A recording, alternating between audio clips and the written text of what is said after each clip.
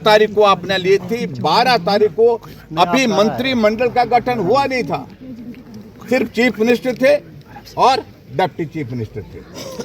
दोनों ने हिमाचल प्रदेश के जितने भी संस्थान खुले थे 1 अप्रैल के बाद के हमारी सरकार के लास्ट ईयर के, वो सारे के सारे संस्थान बंद कर दिए।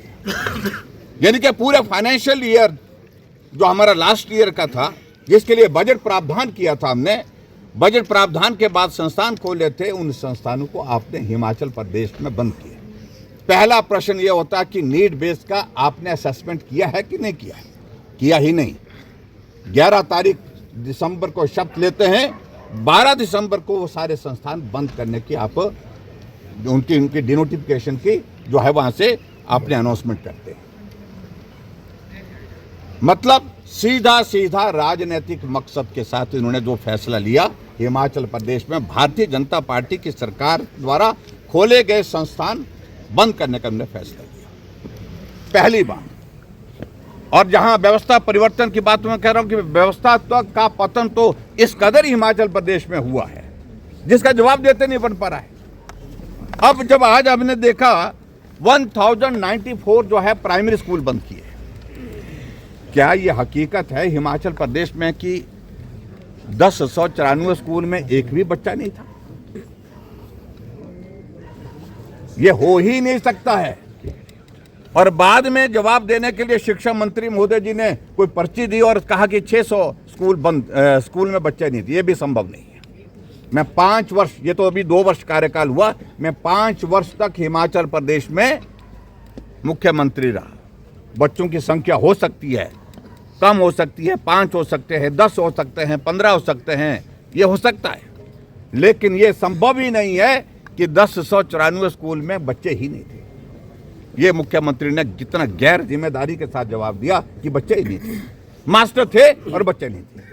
ये हैरानी की बात। और जो जहां मास्टर थे बच्चे नहीं थे, उन संस्थानों को तो हम बोल रहे हैं कि बंद करिए, लेकिन इस तरह से सदन के अंदर झूठ बोलने की आज तक के किसी मुख्यमंत्री ने रिकॉर्ड नहीं तोड़े, जो वर्तमान के मुख्यमंत्री सुखविंदर सिंह सुक्खू ने तोड़े। ये बहुत दुर्भाग्य है। इसलिए हम इस प्रश्न का उत्तर मांगने के लिए, मैं पहले पूछना नहीं चाह रहा था, लेकिन बाद में जब हमने पूछा कि आप बताइए जो 1094 प्राइमरी स्कूल बंद किए, इनमें अधिकांश स्कूल वो हैं जो डिफिकल्ट टेरेन के इलाके के हैं, बैकवर्ड में हैं, ट्राइबल में हैं, चंबा में है, भरमौर में है, चिन्नौर में है, सिरमौर में है, सराज में है, अन्नी में है, रामपुर में है, चौपाल में है, तिस्सा में है। ऐसे कठिन जहां बच्चों को 4-4 किलोमीटर चढ़ाई में उतराई में चढ़ना पड़ता है, लेकिन बच्चा पढ़ाई करे, ये हमारी सरकार की प्राथमिकता थी। इसलिए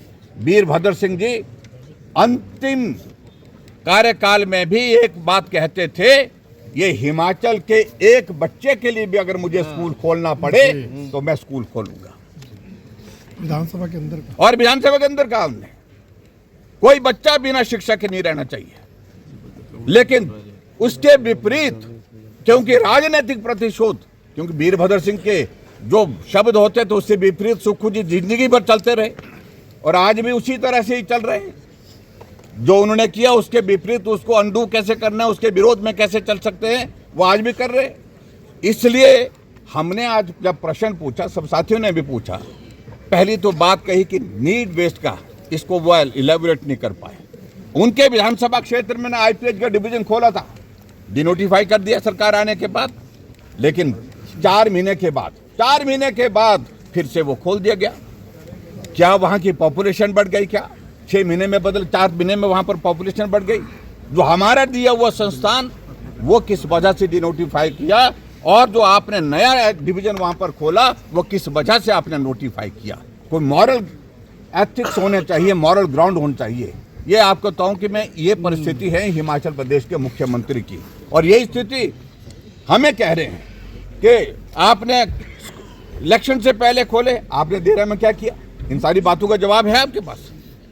आपने तो देहरा में जिला का एसपी डिस्ट्रिक्ट खोलने की घोषणा की है, तो कोड ऑफ कंडक्ट में की है, आचार संहिता में की है, नैतिकता नाम की मुझे लगता है कि हिमाचल प्रदेश सरकार में कोई भी इस तरह की चीज नहीं रही है एथिक्स के आधार पर काम करने की।